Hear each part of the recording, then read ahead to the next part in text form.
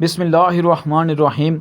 سریہ ابو بکر صدیق رضی اللہ تعالیٰ عنہ بنو فزارہ کے خلاف، تاریخ شعبان 7 ہجری، نومبر 628 عیسوی۔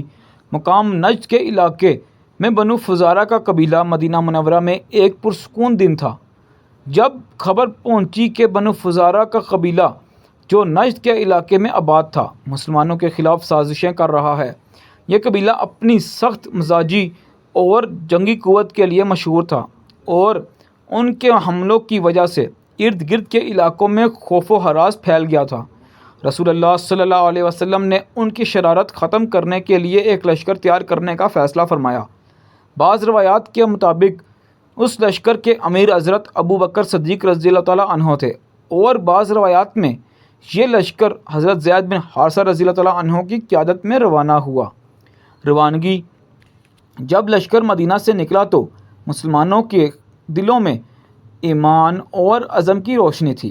راستہ لمبا اور مشکل تھا کیونکہ نجد کی زمین خشک اور سخت تھی، لیکن مجاہدین اسلام نے صبر اور استقامت کے ساتھ یہ سفر طے کیا۔ دشمن کا سامنا جب لشکر بنو فزارہ کے علاقے میں پہنچا تو وہاں کے لوگ جنگ کے لیے تیار بیٹھے تھے۔ ایک سخت جھڑپ شروع ہوئی، تلواروں کی جھنکار، نیزوں کی چمک اور عرب کے صحرائی شور میں دونوں لشکر آمنے سامنے تھے۔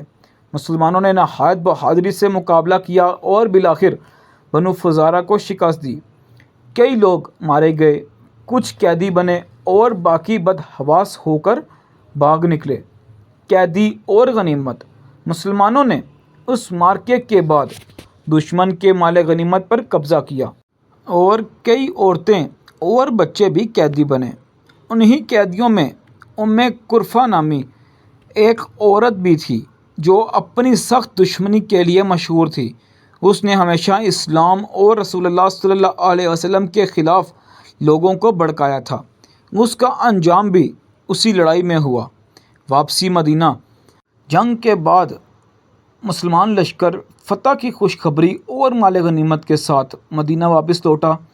اس کامیابی نے نہ صرف مسلمانوں کے حوصلے بلند کیے بلکہ بنو فزارہ اور ارد گرد کے قبائل پر بھی رعب طاری کر دیا۔ اب وہ جان چکے تھے کہ اسلام کی طاقت کو للکارنا آسان نہیں۔ نتیجہ، یہ سریہ اسلام کی فتوحات کی تاریخ میں ایک اہم باب ہے۔ اس نے نہ صرف دشمن کی طاقت کو توڑا بلکہ مدینہ اور مسلمانوں کے تجارتی راستوں کو بھی محفوظ کیا۔